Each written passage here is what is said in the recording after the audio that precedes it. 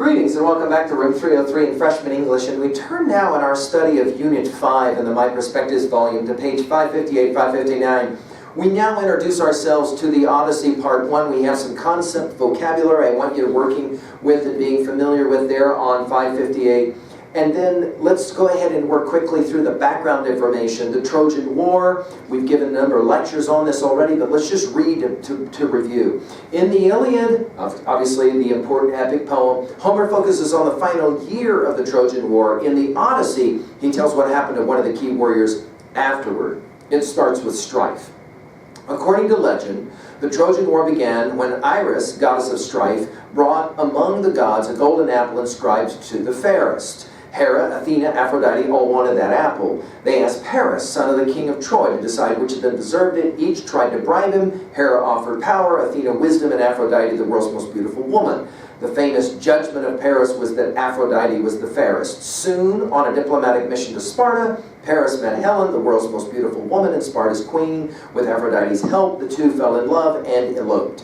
When Menelaus, king of Sparta, could not persuade the Trojans to send his wife Helen back, he went to his brother Agamemnon, who called on all the Greek rulers to honor a pact and go to Troy to fight to bring Helen home. The Greeks agreed and sailed to Troy. They laid siege to the city, but for 10 long years could not breach its impregnable walls.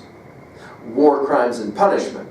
Agamemnon might have been a more powerful king and Achilles a superior warrior, but Odysseus, king of Ithaca, was cleverest of them all. He devised a scheme in which the Greeks left a great wooden horse outside the walls of Troy and tricked the Trojans into taking it inside. That night, the Greeks, hiding inside the horse, Odysseus among them, slipped out, unlocked the gates of the city, and allowed their fellow warriors to come swarming in to defeat the Trojans and sack the city. We learn about all of this in vivid detail in Virgil's Aeneid, especially Book 2.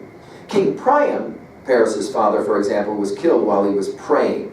The Greeks' behavior angered many of the gods who made their voyages home very difficult. Odysseus was no exception. Following the Greek victory, he set sail for Ithaca, but encountered a series of perilous misadventures that made his journey last 10 years. It is this difficult adventure-filled journey that Homer's Odyssey recounts. On to page 560, 561, we'll begin to introduce ourselves with characters and, of course, the opening lines that we will address in our next set of comments. Thank you.